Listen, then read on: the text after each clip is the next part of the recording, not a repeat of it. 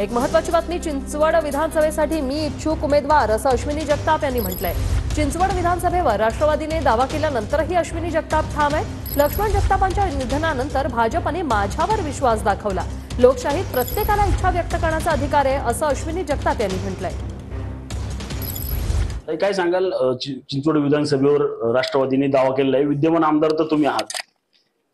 खरं तर हे महायुतीचं सरकार आहे आणि महायुतीचा धर्म सर्वजण पाळत आहेत।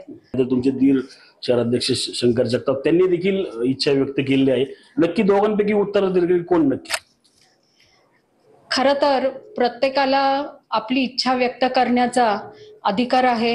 ही महायुती हे खरं तर ही लोकशाही आहे, त्यामुळे इच्छा व्यक्त करणं हे प्रत्येकाला लोकशाहीच्या ह्याला धरूनच प्रत्येक जण। मला विचारलं तर मी पण तेच सांगेन की मी पण चिंचवडची आमदार आहे आणि मी सुद्धा चिंचवड विधानसभेसाठी इच्छुक उमेदवार आहे।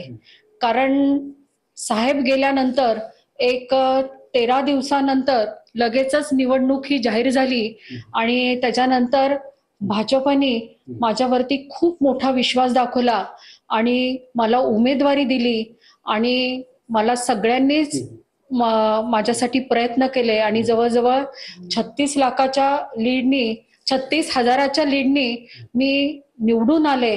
तुम्ही ठाम असणार आहेत का आमदारकीवर? नक्कीच ठाम असणार आहे।